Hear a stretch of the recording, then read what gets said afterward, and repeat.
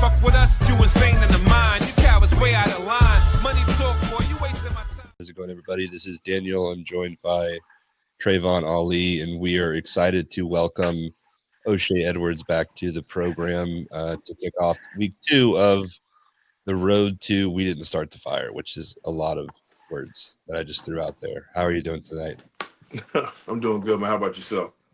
Can't complain. Trey. On. I am here. I'm here. Let's go. Let's do this.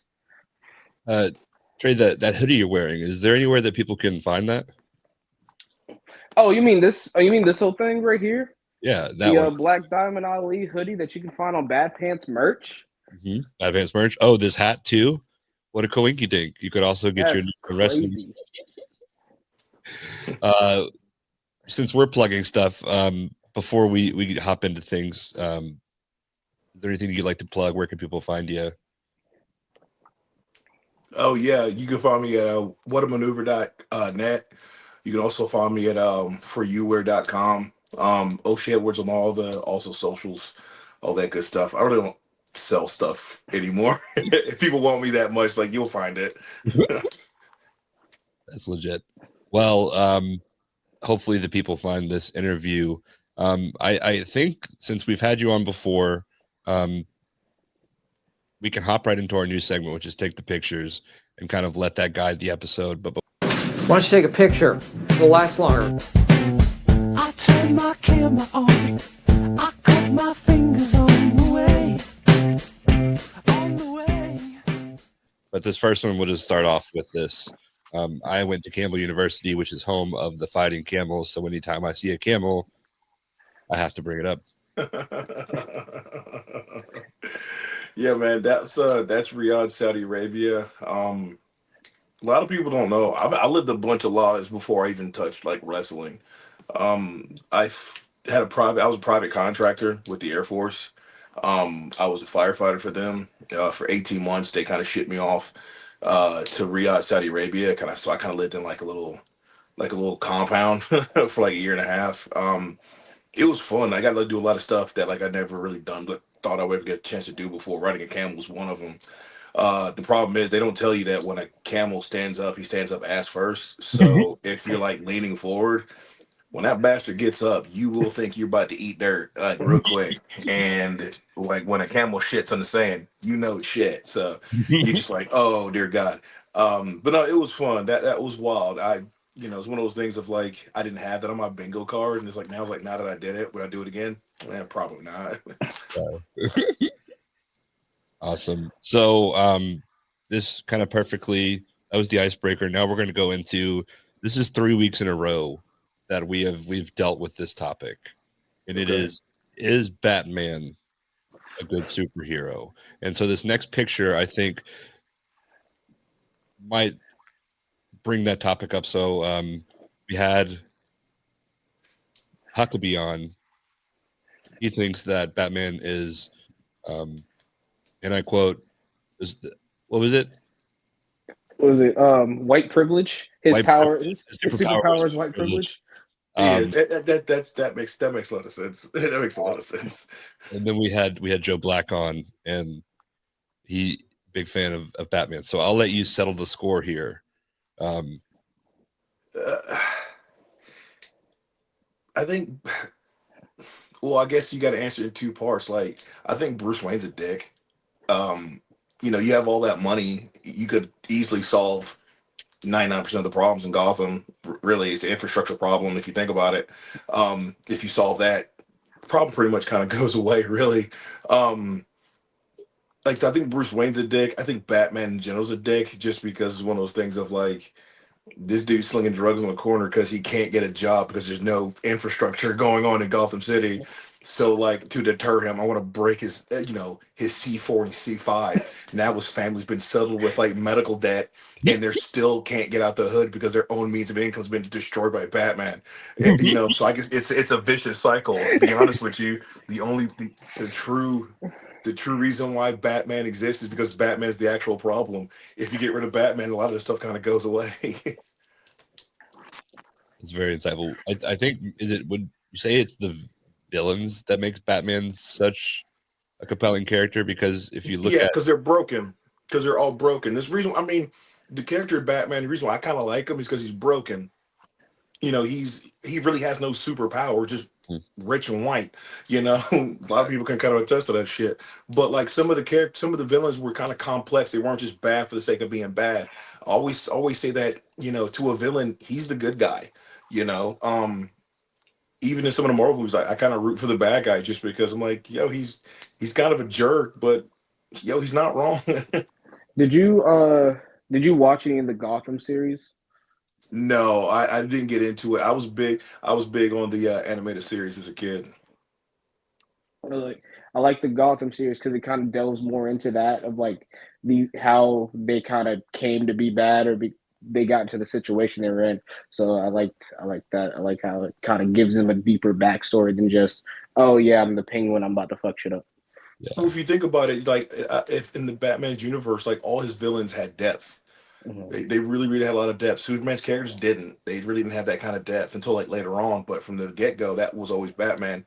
But then you realize too, if you look at DC, Batman was always really kind of like. I mean, Superman was really kind of like bright, while Mhm. Batman was real like dark and gritty. Even as you look at the different artists who came through and drew for the book, it was always just dark and gritty. While Superman was really just like, you know, the American way, yay, that Mhm. type of deal. But it's the reason why I enjoyed Batman more than Superman, just because honestly that that reflected more about what I saw as a kid. So I'm like, no, I get this. Like this makes sense to me. is. And we see here, you're dressed up as Bane, I That believe. was my So first attempt at cosplay. walk us Oh, through this is that. great. Cosplay is huge, but like I guess if you're okay standing out in front of 1,000 or 2,000 people in a singlet, it, dressing up This as is nothing. yeah, This is nothing. yeah. So I was working at the fire department at the time. I wanted to do. I think this is by the time where um, I can't remember which one was bang, but the third series of like the Christopher Nolan series. Um, I everybody always had like that kind of the Tom Hardy mask, but I was like, nah, I want the lucha mask because to me, Bane was a wrestler. Like that's Mhm. what I knew. He was a wrestler from South America. You can't. He's like, I'll bleed take it to the grave. Oh yeah. So from work, I actually got on the ambulance and I stole a IV drip kit, and I stole a large gauge needle, and for those who know, drip kit is if you have like an IV bag, it's the tubing that kind of run the IV fluid like to your arm. And so what we ended up doing, we took a syringe, we went to the store, got like a bottle of Mountain Dew, we took the syringe, we just drew it out, we flushed it to the line, we actually sealed it off. We cauterized it the whole nine, we taped it to my arm. So by the time it kind of came apart, but I was walking around like these 4 or 5 like different clear tubings running around with just like Mountain Dew. And it was like, yo, that's awesome. He's got venom running through. And I'm like, somebody gets it. This was Dragon Con in Atlanta. They do it every year, Labor Day weekend. It's the biggest con in the South. Mhm. Is there so the wrestling thing kind of brought you into Bane? Um, do you guys have a good Bane impersonation from the Nolan movies? No, not even close. Do you feel in charge? That scene is pretty cool. Just to Oh, yeah, just that gives you power over me? yeah, yeah. That's pretty. I do enjoy that. I do enjoy that character, but I thought it was a great rendition. But for me, I was like, nah, man, the full mask or what off his mouth, like that's always the thing for me. Perfect. Well, let's go to the next picture. I said I got one. Oh god damn it! I thought I got rid of those. Shit. This is the earliest wrestling picture I could find. Yeah, that's my bad. I thought I got rid of all of those. I want you to Fuck. know. He sent me this, and I was like, "This is getting saved." That's god awful. Jesus Christ, that's god This is awful. my picture now. Oh, that's horrible. Oh, if I could pull that dude to up, like, hey man, like, stop all that. I mean, literally, this is like my first or second show ever, like ever. This was in Statesboro, Georgia, and if you don't know where that is, good. Um, It was, it's called APW. It was carny as all carny could get out. Uh, I was driving 3.5 hours for just like $20 if I was fucking lucky. Um, Sitting in a room full of people who I'm thinking like, oh man, these guys are like so fucking good, better than me, and then the bell rings and I'm like, oh wait, I'm bigger than all of y'all. Yeah, we're gonna be good. We're gonna be fine. I didn't last there very long by design. You know, uh I think at that time really started to want to take it a little seriously around then. Had a few run-ins with a few people that I didn't appreciate, and it kind of made me feel a certain way. And I remember going to my trainer. I'm like, "Hey, man, like this is what went down. I don't like it. I don't like the way I was talked to. I don't like the way this was presented to me. Yo, uh, I want to take this seriously so I can make them all look stupid." Awesome. Love that. What was the character here? Dude, this was literally just O'Shea. I've been O'Shea from day one.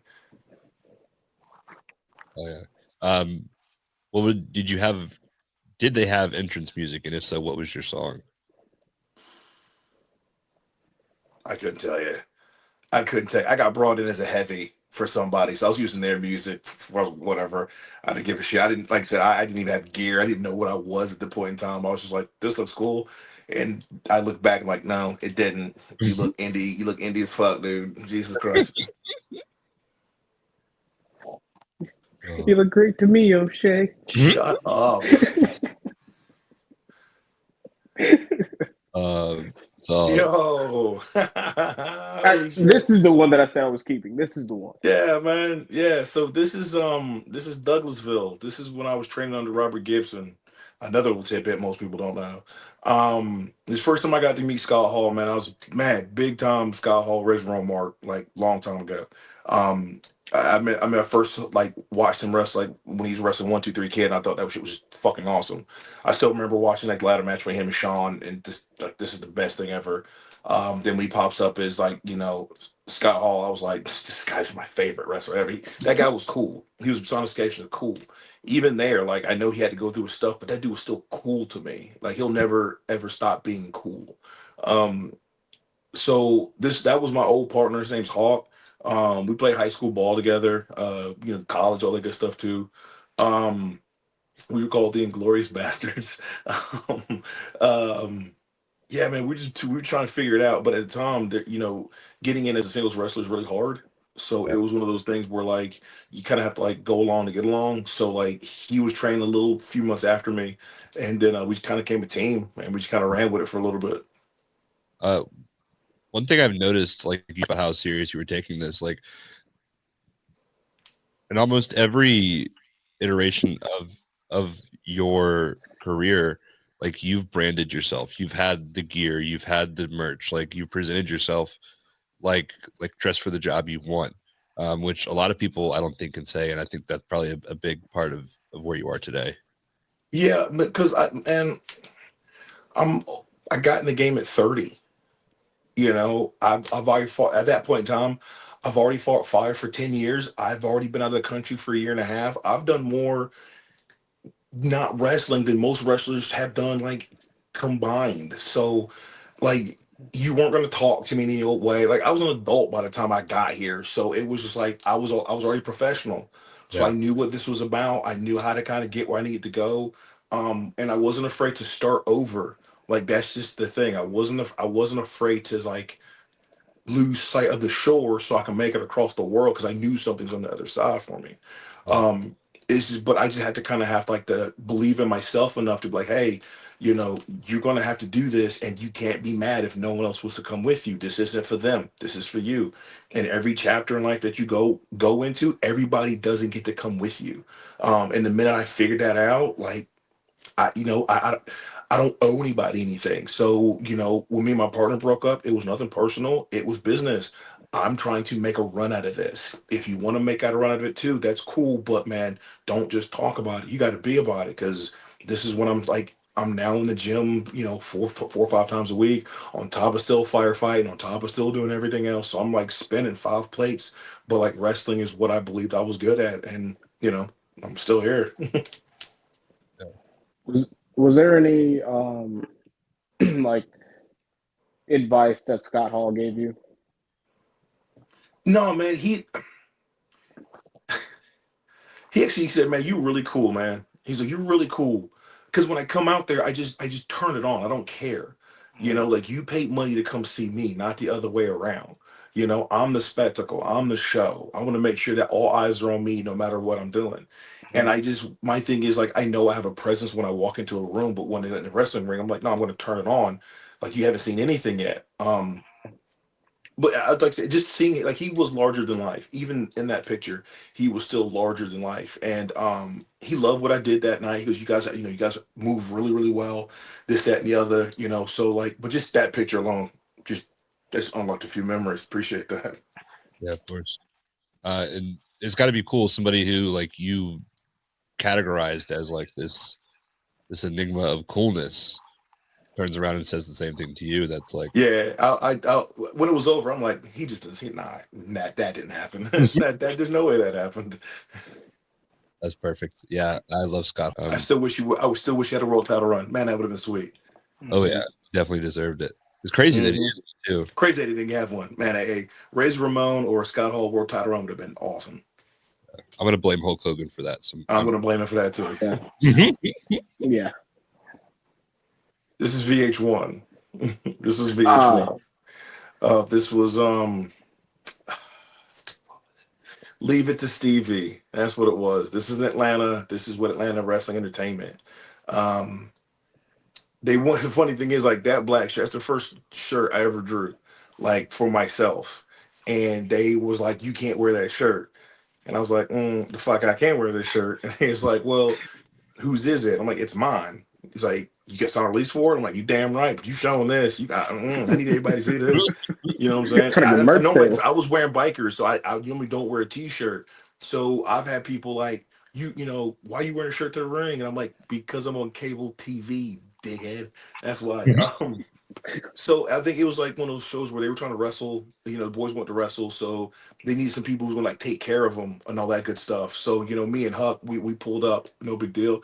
They were cool. We kept it like super simple. But then they started feeling themselves. At the time, I was wearing contacts, and Stevie got in the ring. He was really hyping himself up, and he popped me in the face and knocked my contact. And I looked at him. I'm like, "Man, I'm about to fuck you up, dog." And so I ended up like grabbing him and just like smother him in the corner, like, "Yo, homie, you need to slow down, dude. Like, take it easy." And I held him there for a minute. He's like, "All right, we good, we good." I'm like, "Yeah, tag out, dude. You're done." And then we kind of finished the thing. It was whatever. I tell people all the time, I was like, you think wrestling's fake? Yo, reality TV ain't. Reality TV will blow your mind. That stuff is scripted to all hell. Oh yeah, yeah. Yeah. You have any William Huckabee stories?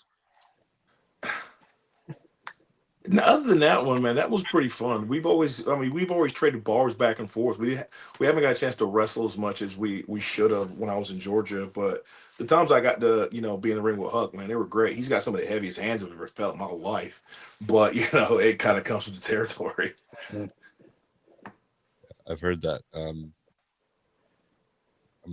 glad that I'm on this side of the camera. This is right. So this next picture. All right, so people, once again, another nice little tidbit. I'm a part of the last Ring of Honor dojo class ever. That's Ken Dixon, Joe Keys, myself, and then Eric Martin over there. They're the tall, strapping young lad. This is the first time I got to bring them down south. So we did. I got them on a nice little loop, like pretty much like for like Thursday, Friday, Saturday. And we all came home on Sunday. They loved it. I'm trying to get them down again, man. Those boys can go. Man, there's so much. There's so many guys out there who are better than people think, just because like they don't go on TV that much. Joe Keys is great. He's awesome. That dude's a ring general. I train with all those guys. Those are those dojo jackets we got. Gresham was one of our trainers. So Jonathan Gresham wanted to say, "Hey, if you guys are going to be out there on the indies," because I was one of the main guys who was just moving, Like if I wasn't on Ring of Honor, I was on indie show. Because I wasn't like I'm not here just to sit around and wear a suit. No, I got money to make and I got to get out of here. So they made sure we had jackets. Actually, my jacket's in my closet. Is this in my closet? I think it's in my closet. It's right behind me. It's one of the coolest things I've ever gotten wrestling. I'll never let that go. Oh, yeah, I saw a picture looking through here of you wearing it in front of Wembley Stadium. Just Yeah, kind of. yeah. My first trip to wrestling in England. Yeah, I brought it with me. Oh yeah. All right, so I saw a couple of pictures with you and Jaden. This one kind of stuck out to me the most. I know you guys, just speaking of going overseas, you guys just went over, but it seems like you guys have a pretty strong bond. Yeah. I love that. So back when DC wrestling was actually a thing, before the commission crushed its little heart. Um, this was called this was primetime wrestling, primetime pro wrestling. It was the first time DC had independent wrestling in like forever. I just moved up there. Like I was maybe 4 or 5 months up there. They knew I was here for Ring of Honor, so that they really let me go, kind of go ham with it. Jaden came along. We called ourselves Southern Hospitality, but the Hoss had two S's, and we would come out to ludicrous Southern Hospitality. It was, and they hated our guts for it. We were just two Southern boys out there, just getting it, having the time of our lives. Love working Jaden. He's one of my best buddies in the world. Like I slept at he slept at my house. I slept at his. All that good stuff. We've traveled the world together. We've been to Canada, Germany, England together like twice. And so like anytime if there's anybody who I'm rooting for, like more than myself, it's Jaden Newman. Oh yeah, he's so talented too. Yeah, he's great. He makes you better. You have no choice but to get better. How does it feel having a friend like that in the business that it's like that's your friend, but also somebody that you can kind of like measure yourself against and measure your success against? Like, how do you think that helps or hinders? Oh man, it helps a ton because you don't feel alone. Wrestling's lonely if you let it be. Wrestling can be real isolating if you allow it to be. So you have to take these moments when you can get them. I don't trust a lot of people when it comes to wrestling, as you shouldn't. Especially if I want to travel with you. I really have to trust you if I'm going to travel with you. But me and Jada, we've traveled everywhere. Like even before we were taking flights, me and him were in cars, just back and forth, back and forth, back and forth. So James been one of the longest friends I've had in wrestling. Like, even outside of wrestling, he'll still be a friend of mine. But it's great, but you keep that circle small and then you continuously audit that circle. The ones who want to be there, they'll continue to be there. We'll keep moving along here. So this picture I brought up, this is the first picture, I'm sorry, that I found that had you in the beads. Yeah. So that's So this is the first time that I've actually got a flight out somewhere. It was Excellence Pro Wrestling in like Pottsville, Pennsylvania. Don't ask. It's close. It's I don't whatever. This was like maybe a month or so before, like I'm sorry, a month before after Joe gave me those beads. First time he gave those beads, we were in we were in Brookhaven, Mississippi. Oof, of all places. So those are the very first set of beads. I think we wrestled again down the line, and I gave them back to him because I think at that point I had my own. So he gave them back. I think he gave them to Brett Ison, I believe. I don't know where they are now. I kind of wish I kept them, but I don't know where they are now. so we just had Joe on. We had Trey on a couple weeks before that, and we've talked about his journey with the beads. You're the first Mhm. person that ever got those beads. What was it? Because it wasn't like by the time that Trey has them, it's like a stamp. But when you got Mhm. those beads from Joe, what did that mean to you? Honestly, I didn't even know I was getting them. I had no idea. I wasn't like asking for them. I had no clue. He just gave them because these are yours, man. And he was like, yeah, man, just do more with them than I did. Okay, like bet, like watch this. And then kind of like watch them kind of turn into their own little thing. We've kind of put lore behind them here and there, which has been a lot of fun. Especially seeing the different iterations of them on. You see them overseas, you see them on TV now. So it's big. It's to a point now where even people who really aren't affiliated, our name pops up. That's cool. You know, because it's funny. It just is. You know, even to the point now where somebody's like, "Oh, you're ripping off somebody else," and most people are like, "Dude, that's the first fucking one. What are you talking about, man?" So it's fun to see. I can't wait to see where it goes from here. It's you know, there is no really massive story behind them, but it does hold the fact of like if you have a set, like Mm, you know where you got them from, you know why you got them, you know how you got them. So because lately you're gonna find a lot of people out here who gonna rock beads, and I get it. Like they're fucking cool. Like I get it. But those who know, especially when you get like a certain set, you know. yeah. I just want to say, like, Trey, I'm sorry, I told you I wouldn't say anything. Trey has tried to give me those beads over. Said no. I don't. O'Shea knows that's not true. I know it's a bold faced lie. That was a bold faced lie. As soon as you said it, I'm like, I don't believe that for a second. Nah. Mm-mm. Nah. Not for a Tito second. Yeah, but like, You tried it, but no.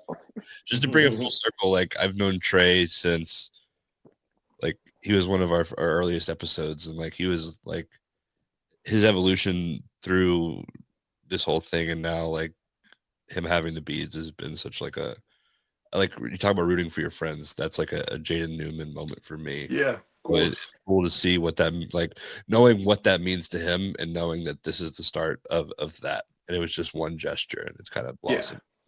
Like, and at the time, you know, you never thought that, you know, that one day Mississippi would turn to all of this. Yeah. Gotta love Mississippi for that, I guess. Yeah. That's pretty much about it, Shout man. Ain't out to nothing else over Mississippi. there. Shout out to Brookhaven, Mississippi. Beads and BB King, everything That's else. it, man. We had War Beads and BB King. Who knew? Speaking of BB So, King, yeah. So this was the man. This shit. So this was the last Ring of Honor show under Sinclair. Um, we all got backstage and just one good time, man. We just just threw it up. Um, that last year, Ring of Honor, man, was a blast. I was so honored to be a part of that, and I was really humbled to be in a room with like some amazing ass people. Just to really just sit there and just watch, and hell, I kicked off the damn show. Um, there was a lot of there's a lot of emotion in that show because it was so much uncertainty. Like we didn't know where we was going to go. Nobody knew what they were going to do. You had people like talking around, but like you just fuck, man. You didn't know what was up. Um, that picture's awesome, man. We worked really, really hard to kind of get us to where we were, and yeah, it kind of sucked the way we all got the rug pulled from underneath us and everything. But we weren't going to like let it stop us because like we had an arena full of people who were just ready to be in there and be like, yo, let's just go out there and let's just get it. What are they gonna do? Fire us? That was the running joke. Like, what you gonna do to us? Like, fire me? I don't give a shit. Whatever. So like that was fun, man. Like I owe those guys a bunch, man. Just to really get a chance to be there and listen to them and learn a lot. Just not so much in the ring, but like production, how TV works, how to run a locker room, how everybody was really just about the show. Nobody was really about themselves. If somebody needed something, they had it. It was never like, well, you didn't do it. There was no like rookies, there was no vets, there was no greenhorns, man. Everybody's just here to put on a great, great show, and we did. Perfect. You mentioned like learning production. I think I saw the other day you posted that you're now available for agent work. Hmm. Just give you a chance to plug that if you'd like, or kind of talk about Yeah, what you. man. So like everybody keeps saying like there's no stories on the indies, and I'm like, you're right, because you bastards don't know how to write. Hire a writer, hire a producer, hire somebody who actually knows what he's doing, who actually can back that up and can show his work. You know, me. Um, I stand by my product, and I have enough references that can go, that can stretch a mile wide. I stand by what I do because I understand I'm not here for the clicks or the gifts, man. I'm here to make money. And if you're not getting people in your show, who cares about how many views you get? Because at the end of the day, you still got to pay the boys. So you got to make sure you got that money. And that's what I'm here for. I'm here to make money. This is a wrestling business. This ain't no charity. Maybe if UNICEF maybe started promotion, maybe it would be a charity, but not over here. I'm trying to make the best wrestling show that I'm on exactly that because I was on it in whatever capacity that needs to be in. That's what I'll do. You need me to wrestle? Cool, I'll wrestle lights out. You need me to be your agent? I'll make you guys like $1 million. You need to produce? You need me to write? You need the card format? What do you need? You tell me what you need and I can do it because I know I can do it because I've been doing it for like the past 5 years. This is easy. Um, is there like a storyline, whether you've written or you've been involved in, that's like kind of been like the coolest thing to be able to kind of watch go from the paper to the ring? Yeah, the stuff I'm doing at AXW in Hamburg, Pennsylvania is the coolest. I ain't gonna lie, it's the coolest shit I ever wrote. And we got a show this weekend, and I've written a monologue for it, and I can't wait to show it out for everybody. Like the people who need to know have seen it. Everybody else, I'm not telling. Like, no, you'll see it like when everybody else sees it.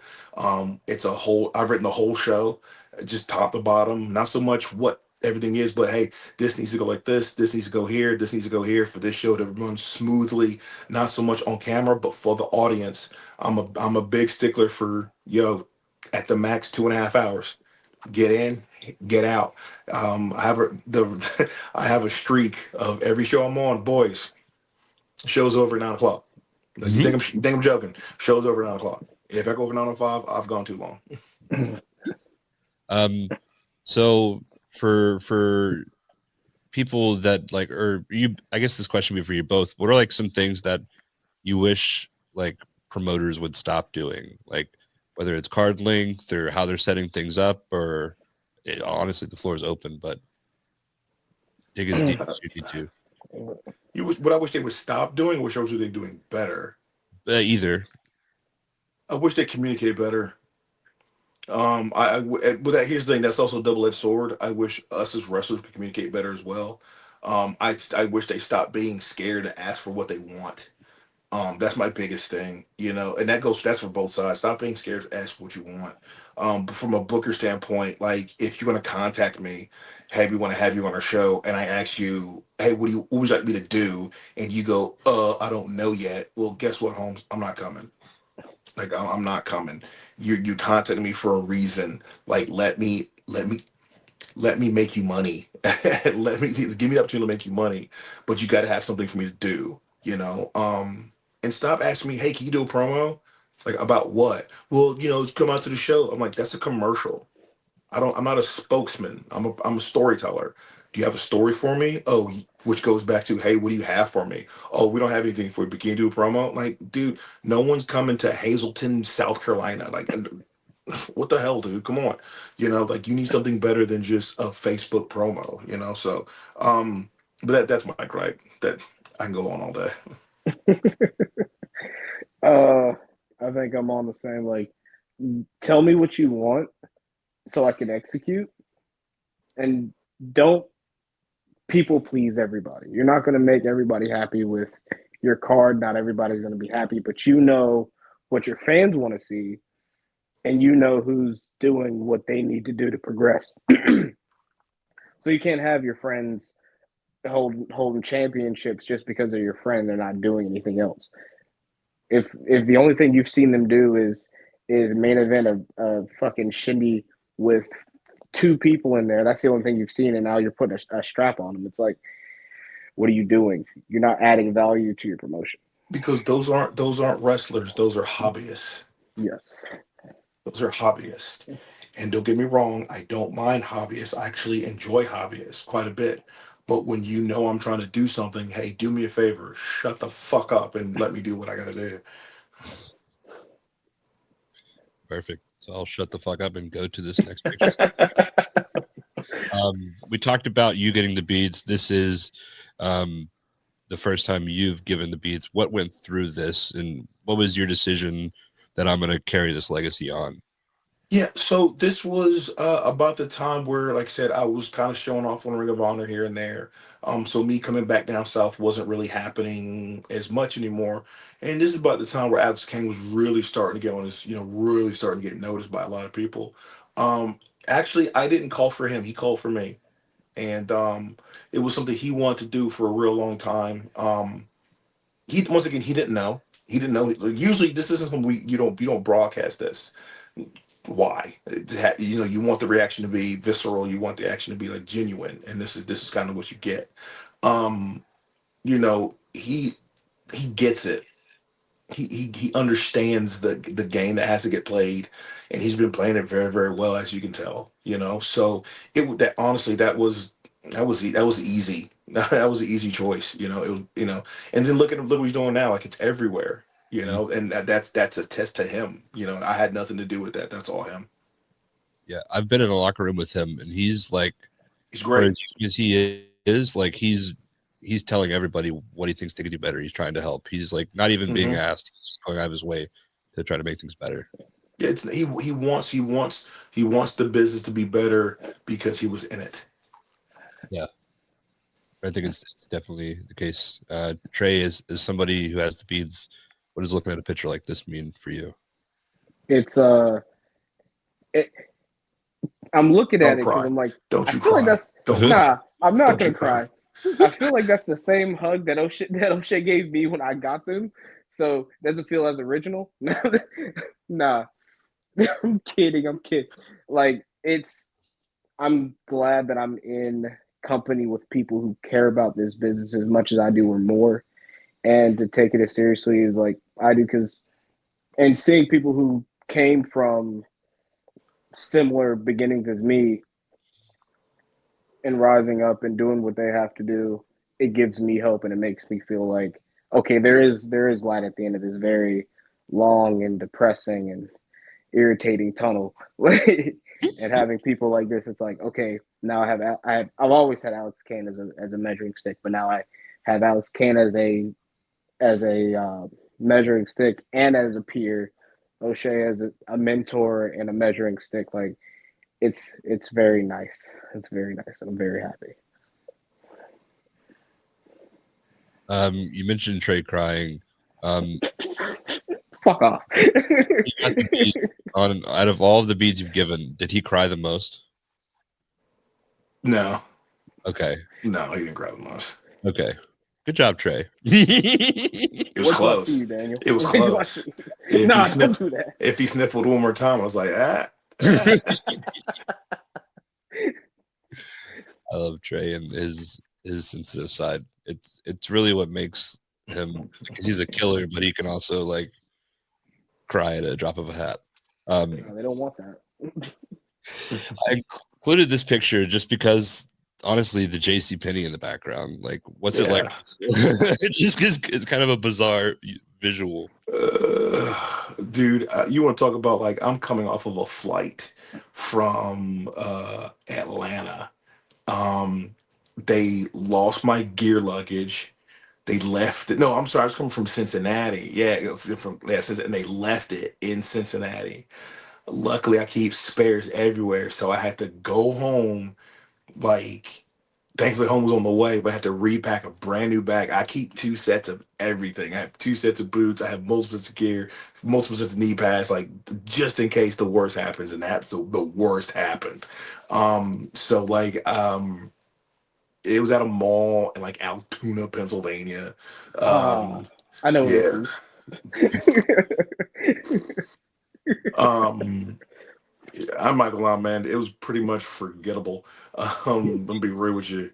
That dude still wrestles too. I'm just like, homie, just take it on home, dog. Just take it home. It came a cool picture, but I was like, man, the situation around that was shitty. That match sucked. Altoona, Pennsylvania, home of a place that comes up. It's Sheets. Sheets Wawa. I know you're currently in an empty JC Penney. But yeah, the small sucks. The small sucks so bad. It was right in front. It was right on the other side of that picture's an Applebee's, and everybody got a free show. I'm like, did you charge these people? They're like, no. I'm like, they're getting a free show, you asshole.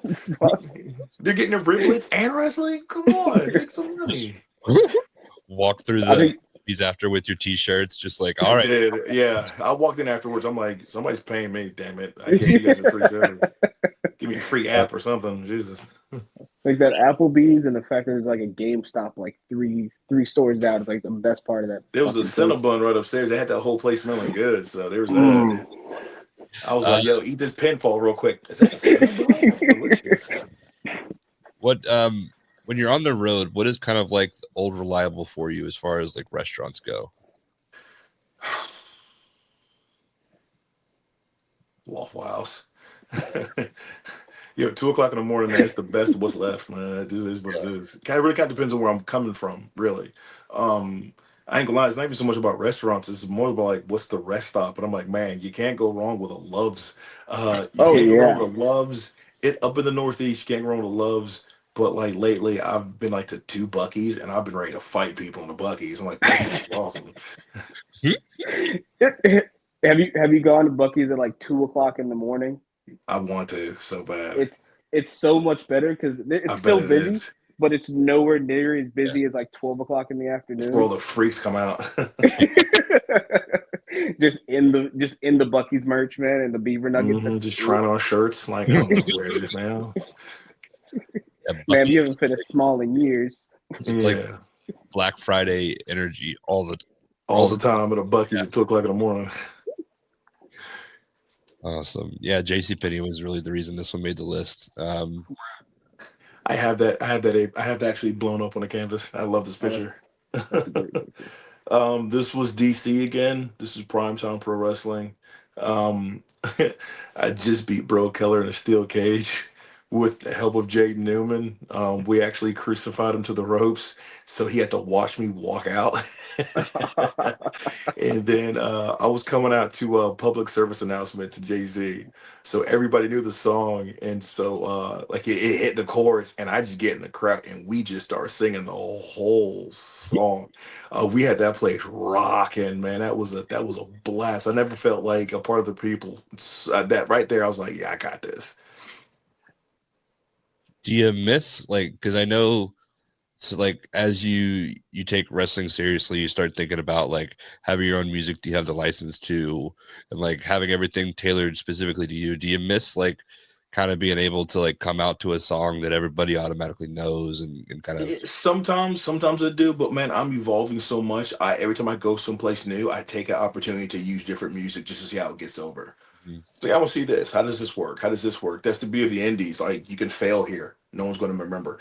But if you find something to hit somewhere else, then you use it everywhere else. This is the time to start finding that stuff out. So, depending on where I'm at, like my music's going to be different. I think that's absolutely hilarious to me because you never know what I'm coming out to. What's your favorite song that you've ever came out to?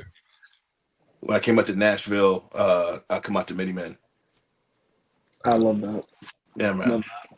That's when I got my first O'Shea chant. It was glorious. Everybody knew that song. They knew what time it was. When you heard them gunshots, they're like, yo, you know what time it is. Yeah. One of my favorite is Calvin Tankman. Like the whole crowd. I forgot which song it is, but it's Tupac, and it's just like that's Yeah. kind of pretty popular. Is it Hail Mary? I feel like it's Hail Mary. Yeah, I think it's Hail Mary. Yeah, I think it's Hail Mary. That It's great. It's great. It's Hail Mary. Yeah. I just went through it in my head. Yeah. Because in my head, I'm waiting for like Hail Mary. And then Brian Keith. Yeah, he got still taping on lock. Like no one can ever use it. Jesus Christ. Yeah, I beat the shit out of her. Here's the thing. She asked for it. This is what she wanted. She wanted this match. And I was like, okay, but here's how we're gonna do it. She's like, all right. And to her, this is New Year's Day. I was like, all right, but to her credit, she held her own. Like, and I made sure of it too, because I was putting them in. I ain't gonna lie. Because she was like, you need to make sure you hit me. And I was like, okie doke. And here we are. The funny thing is, she'll tell you too, like the very first move was a German suplex, and I knocked every bit of wind out of her. She said she was struggling for the whole time. But she held it. You wouldn't have known she held in there the entire time. Yeah. I was just trying to moments of people that have the beads and kind of go what quality in Ruthless Lala kind of stuck out to you and made you kind of offer that invitation. Like her tenacity. Like she's gonna get knocked down, but you're gonna hear from her again. You know, so she's gonna keep getting back up. That she's tough. She's tough as shit.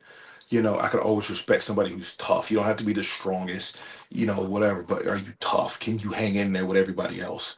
Like, can you give it like you get it? And she can, and she'll back it up. There's a lot of people who sometimes might not want to wrestle because, well, she's this. I'm like, then how about you tighten up that chin strap and clock in. It's time to go to fucking work. I don't know about you, but if you hit me hard, I wake up. And I'm like, all right, cool. This is what we're doing today. And I will hit you back anytime. I've had people tell me, hey, man, can you back it off? And I go, you first. Trust me, I got if this is me meeting you at your strongest, homie, I got a lot more to give. And so when people wrestle me, they're kind of like, man, you're really light, and I'm like, yeah, I know, I'm like that for a reason because when the time I gotta put it in, you're gonna know. Perfect. Yeah, and just to speak to her tenacity, she's now back after fucking breaking her hip. Like I know how hard that was for her and kind of the struggle, but she's back. She's putting in the work. She's doing her thing. She's doing her thing backstage too. Like just she's around the business, and that's all she's ever wanted. Yeah, and I think we'll be having her back on here in a couple weeks. She just reached out. So I love Ruthless Lala. Everybody's auntie. So that brings us to our last picture here, and the reason for the season, March 23rd, Knightdale, North Carolina. It's going to be a test of wills. We've heard from Trey. We've heard from Joe. What does this match mean to you? I mean, to be real, like I said, I'm in the ring with three very capable human beings. With the exception of Tim, like I've wrestled everybody before, like multiple times. Um, like I want to say like this is going to be like, oh, I'm so excited to do it, and it's like, man, I got to beat up my friends. It's like I'm gonna beat up my friends. It's just as simple as that. I'm gonna beat up my friends. And everybody keeps thinking that like, oh, they've seen like, oh, I know what O'Shea can do. And I'm like, no, you can't. Like, you don't know what I can do. I show you what I want to show you. I have so much more that I can do. I just don't have to do it. So I don't fucking do it. Like, so you want to fly? I'll fly. You want to run? I'll run. You want to jump? I'll jump too. And if you want to strike off, I'm like, cool. This is what I'll do. I'll do that too. I'll stand in the pocket with anybody. Every single one of us got a set of beads like for a reason, and now we're going to find out what that reason is. Perfect. Well spoken, Trey. How do you feel? This is the first time you guys will share a ring since you have those beads. You feel like you have something to prove? Absolutely. Like this is my litmus test. This is what I've wanted. So we gave you the beads. You have the beads. This is I deserve the beads. Like so. This is very, very special to me. This is very important to me. This is actually, like I said on the last one, like it's weird seeing this because these are all people that I've looked up to throughout my entire career, and to have now been in the ring with every single one of them individually, now getting them all here at the best that I've ever been, cardio wise, strength wise, like confidence wise. I'm very excited for this match. Well, I mean, to be fair, homie, you don't deserve shit. You don't deserve shit. Same breath, I don't deserve shit. Joe don't deserve shit. Tim don't deserve shit. Nobody deserves fucking anything. All right? You wanted some fucking bees, you earned some bees. Tim wanted some bees. He earned some. I wanted them. I earned them. There's no fucking deserve. Everything that you're gonna get is what you earned. Everything that comes to you is because you earn it. As simple as that. Yo, get deserve like out of your mouth. You got beads now. You don't deserve shit. Right? You got beads. Cool. Show why you fucking got them. That's the You don't have to prove. You don't have to prove nothing. You've already done it. Now you just got to just hey. This is why I got this. This is the way I am. You got bigger. You got stronger. Your car's been better, and that's great. But guess what, dog? So have I. So it's like, hey, you can say all the buzzwords you want to, man. Oh man, I'm gonna kick your ass again. I'm gonna kick your ass again. I get it. I do, and I understand. But I also beat you though. Yeah, man. So You won. You won. You didn't beat me. You won. You didn't beat me. There's a stark difference. There's a stark difference. You I'm won, just and I'll give saying. you that. You won, I'll give you that. But you didn't beat me. Because don't forget, the first time we wrestled, not only did I beat you, I won too. There's a difference. But don't worry, you'll find out what it is. You'll find out. You didn't pin me. You didn't pin me. You pinned Jakami. I still beat your ass, boy. Nah, you know what? No, that's fine. That's fine. What? How much time we got left? How much time we got left? Bro, I'm going to bed, dog. Yeah, we're all set here. This is the end. I'll play us out for this, and then we'll wrap up. Why don't you take a picture? It'll last longer. I turn my camera on. I cut my fingers on the way. So, March 23rd, Newborn Wrestling. We didn't start the fire. There's going to be other members of the tribe there with Jackson Drake facing Mark James. We've got somebody with aspirations in Robert Martyr who is doing, this is cool, a seminar, and whoever he is most impressed with, he's going to have a match with at that show. So, yeah, so tickets, you can get them in the link below. Before we let you go to bed, thank you so much for your time. Where can everybody find you again? And yeah, anything you would like to leave us with? Yeah, man. So you can find me as O'Shea Edwards or Big Bad Kaiju, really on like all platforms over there. For merch, you get me at 4uwear.com. Just kind of search O'Shea Edwards. You can also get me at whatamaneuver.net. Also just search O'Shea Edwards. Other than that, man, I'm not really plugging anything else. I got a few things in the fire that I'm working on. I'm just trying to keep that close to the chest for right now. But trust me, when it's time, y'all know. Perfect. And if you're a promoter, bring them in to help the show. Let me write for you. Let me make you money. Pay me money so I can make you money. Oh yeah. And Trey, where can everybody find you? You can find me on Live Laugh Lariat. You can find my beautiful hoodie on Bad Pants merch. You can also find some of my stuff on Goon Squad PW. Trayvon Ali on all my socials. Black Diamond Ali on Instagram and Twitter. I love that hat. Yeah. I'll put it on for a second. So There you go. support them. I designed I'm not mad at it. I'm not mad at it. I'm just giving you a Black hard time. Diamond Airlines. Oh yeah. Well, I will play us out. March 23rd. See you guys all in Nightdale. Remember, there is a Bojangles across the parking lot. So make sure you're hungry. Intermission. And the sheets. Don't forget the sheets. Sheets is close by as well. Yes. I warm it up like Kane in his prime. Fuck with us, you insane in the mind. You cowards way out of